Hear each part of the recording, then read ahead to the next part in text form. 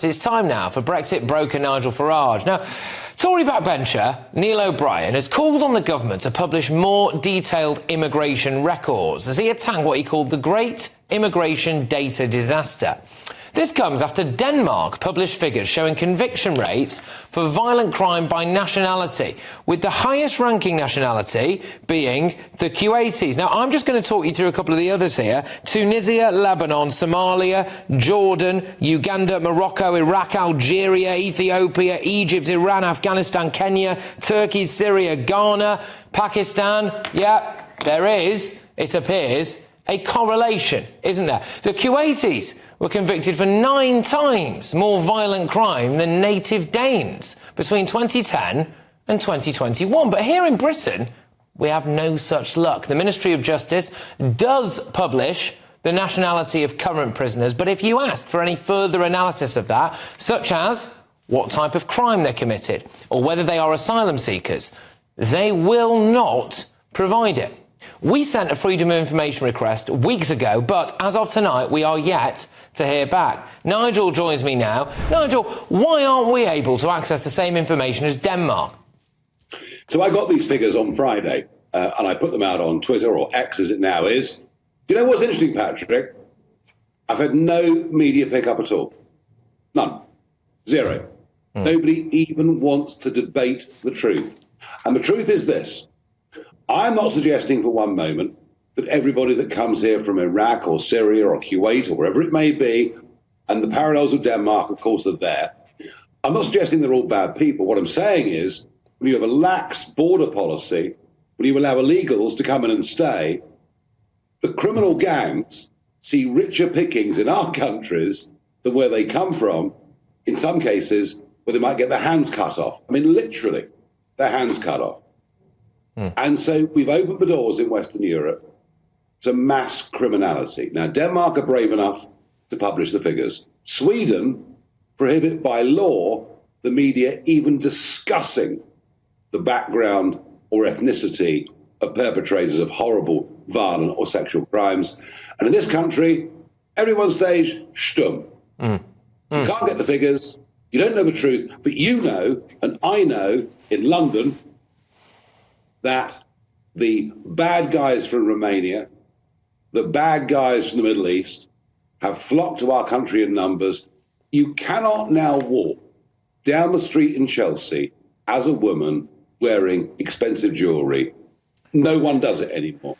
These figures are absolutely shocking. Now, I know that our critics will say we're being racist. We're not. We're just, the reason I put this out, we're just representing the facts. It is appalling. Well, we'd know for sure, wouldn't we? This is the thing. We would know for sure. If they published the data and they showed us all and they told us all what was really going on. The one thing that I'm really focused on, and we are working at here to do our best to get, if they'll give it to us, is sexual convictions and sexual crimes based on nationality, immigration status and asylum status, because there is. We asked again today, by the way, for that. We are yet to get a reply. Why do you think they're covering that up from us at the moment, or at least withholding it? Because the truth is, Patrick, that many of these young men who come from those countries come from a culture where women aren't even second-class citizens. All right, where sexual exploitation, abuse of all kinds is frankly mainstream. And they're coming into a country where, and we've been more progressive than most actually over the years, we find this unacceptable. They refuse to assimilate. They refuse to integrate. They bring their cultures with them, but it can't be discussed. Can't be discussed. It's too awful. It's too difficult. And of course, it is, Patrick, racist, remember. And anyone that discusses it is far right and therefore evil and bad and wrong. And so we're prepared to allow British female citizens to suffer at the hands of these bad people that come from these countries. Not all bad people from these countries. I re-emphasize that point. And we'd rather shut up and let the native population suffer than tell the truth. It has to be a part. It has to be a part of the immigration debate. We have 750,000, 650,000, whatever we have got, plus people coming across the channel, and it has to be a part of public discourse and parliamentary discourse to be able to have the discussion about what kind of crimes some of these people may be committing, and that can therefore shape policy. You've got no chance of parliamentary debate on this. No chance. You know, Sir Edward Lee might get up and say something. Virtually nobody else in the whole House of Commons dares to get up. If these figures were published in this country, then frankly the Conservatives' poll ratings would tank even from their current low levels, because they've allowed this to happen under 14 years of their tenure. Yes, I know Tony Blair started it, but it's got so much worse in the last 14 years. Yeah, those figures there are, just before we move on, Nigel, you know, Kuwait, Tunisia, Lebanon, Somalia, Jordan, Uganda, Morocco, Iraq, Algeria, Yugoslavia, Ethiopia, Serbia, Egypt, Iran, Afghanistan, Kenya. You've got to go all the way down before you get to Denmark, really.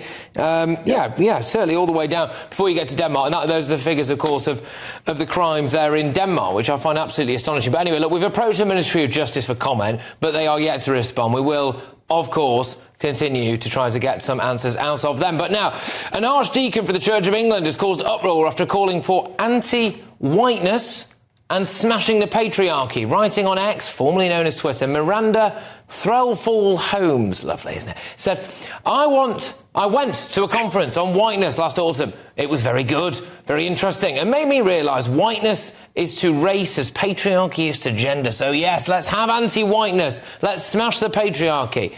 That's not anti-white or anti-men, it's anti-oppression. This completes an unholy trinity of recent blunders for the church after they decided that their £100 million fund to tackle the legacy of slavery should be upped to £1 billion, while the Diocese of Birmingham recently advertised for a deconstructing whiteness officer to help the church address white fragility. This forced the Archbishop of Canterbury to condemn the job advert. Even he said it was like something out of a BBC sitcom W1A. I mean, I wonder if he put that in his Ramadan message, Nigel. But does the Church of England need a complete overhaul? I won't go to my local church. I won't go. I am christened and confirmed in the Church of England. All my family on both sides had been Church of England. I used to believe in it. I used to attend, not every Sunday, but regularly during the year. I will not go. It is hopeless. They've given up. They've surrendered. And her name sums it up. You know, I don't know her personally, but I'll have a bet she's upper middle class, you know, completely detached from reality. And on slavery, can I remind everybody that today is the 217th anniversary of the passing of the Abolition of Slavery Act as it became in Parliament, pushed by a man called William Wilberforce, which then led us through the Royal Naval Squadron to attempt to drive slavery out right across the Atlantic, stopping other countries from doing so. When it comes to this issue, you'd think, to listen to some of our lefties, that we are the only country that ever practiced it. No, far from it.